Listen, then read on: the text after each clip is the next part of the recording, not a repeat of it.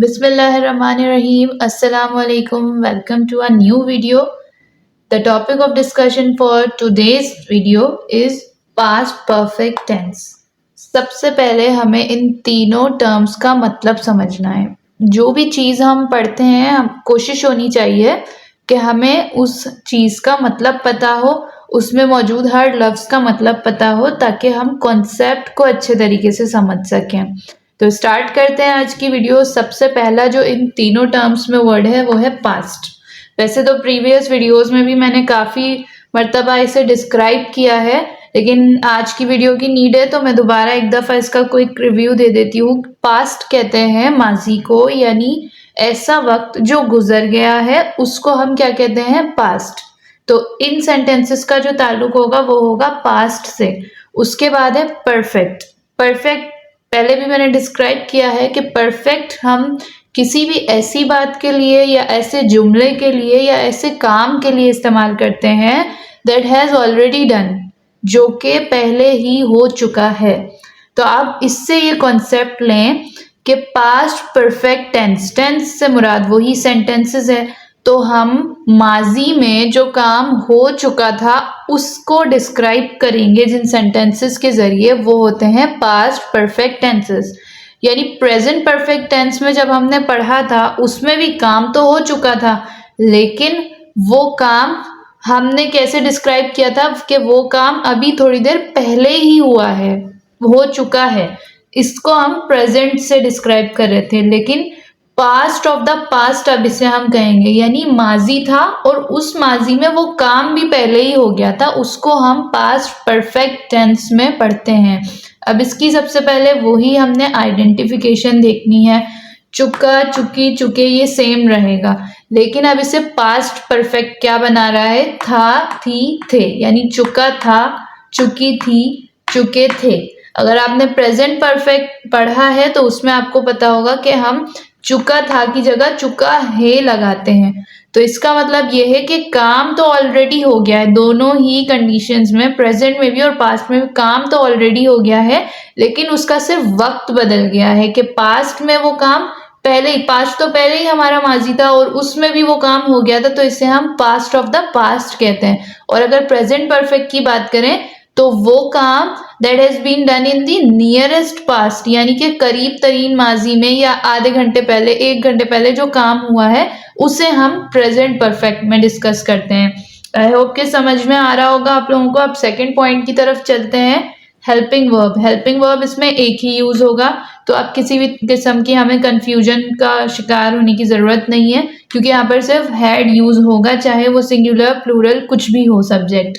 उसके बाद main verb है, उसकी थर्ड फॉर्म यूज होगी, जिस तरह से हम लोगों ने प्रेजेंट परफेक्ट टेंस में यूज किया था। उसके बाद फोर्थ नंबर वही हमारा सेम पॉइंट है, सिंगुलर प्लूरल। सिंगुलर प्लूरल में सब में हमें हैड ही यूज करना है। अब यहाँ पर कोई डिफरेंस नहीं रहेगा, क्योंकि यहाँ पर हेल्पिंग वर्ब एक ही है।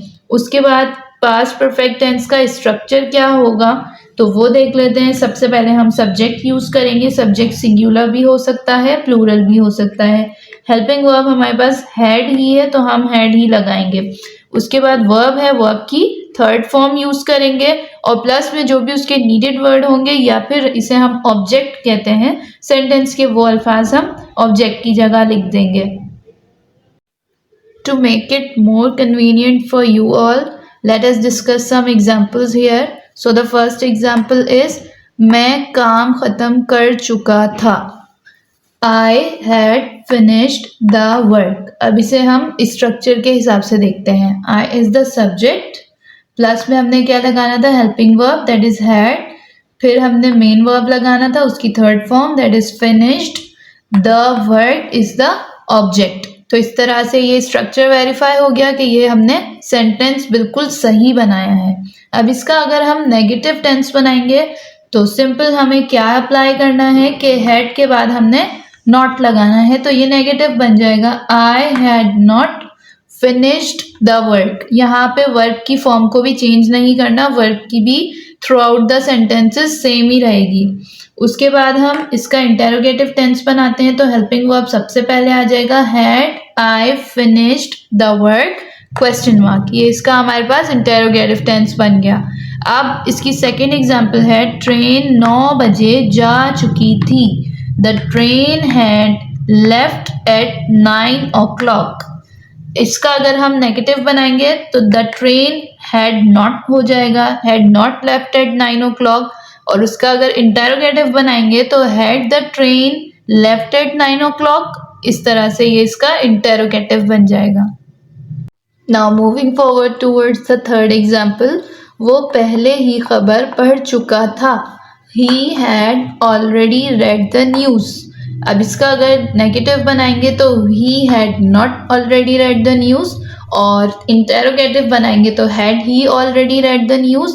जस्ट हमने क्या करना है, सब्जेक्ट लगाना है, हेल्पिंग वर्ब लगाना है, वर्ब की थर्ड फॉर्म लगानी है और ऑब्जेक्ट को यूज़ करना है। अगर कुछ एडिशनल वर्ड्स होते हैं, जैसे कि यहाँ है पहले ही, तो मैंने ऑलरेडी का वर्ड यूज़ कर दिया है यहाँ पर, और वर्ड्स की पोजीशन होती है अलग अलग, तो आपने सेंटेंस के हिसाब से उसको यूज़ करना होता है। नेक्स्ट एग्जाम्पल है हमारे पास, हम नया घर बना चुके थे। We had built a new house. Built की थर्ड फॉर्म भी बिल्ट ही होती है, इसलिए मैंने यहाँ पर बिल्ट यूज़ किया है। We will not use builted here. बहुत सारी ऐसी वर्ब की फॉर्म्स है जिनमें ईडी की एडिशन हो जाती है, लेकिन आपने बहुत सारी ऐसी भी होती है जो कंफ्यूज कर देती है कि यहाँ पर हम ईडी लगाएं या ना लगाएं। जैसे अगर बिल्ट है तो अब मुझे लगेगा कि शायद मैं ईडी लगा दूं तो ये थर्ड फॉर्म बन जाएगी। ऐसा नहीं है, आपने बहुत सारी वर्ब की फॉर्म्स को याद भी करना होता है। अब इसका नेगेटिव बनाएंगे तो we had not built a new house, या फिर इसका इंटेरोगेटिव बनाएंगे तो had we built a new house. इस तरह से हो जाएगा। फिर नेक्स्ट एग्जाम्पल है, वो फिल्म देख चुके थे। They had watched the film. इसका नेगेटिव बनाएंगे तो they had not watched the film, had they watched the film. तो ये आज का हमारा लेक्चर था जिसमें हमने पास्ट परफेक्ट टेंस को अच्छे तरीके से समझने की कोशिश की। आई होप कि आप लोगों को समझ में आया होगा। वीडियो को एंड करने से पहले एक छोटी सी बात आप लोगों से कहना चाहती हूँ कि life is a long learning process. ज़िंदगी सीखने का नाम है, और जितनी भी हम अपनी ज़िंदगी में तरक्की करते हैं वो शायद इसी वजह से है कि हम अपना ये अमल जारी रखते हैं, यानी जो सीखने का अमल है। कभी भी ज़िंदगी में सीखना ना छोड़ें, क्योंकि जिस दिन आपने ये सोच लिया कि I am perfect, I am the best, उस दिन आपका ये जो लर्निंग प्रोसेस है ये ख़त्म हो जाएगा, ये रुक जाएगा, और जिसकी वजह से आपकी प्रोफेशनल या फिर पर्सनल लाइफ हो उसमें जो तरक्की के चांसेस थे वो सब ख़त्म हो जाएंगे। Thank you so much. अल्लाह हाफिज़।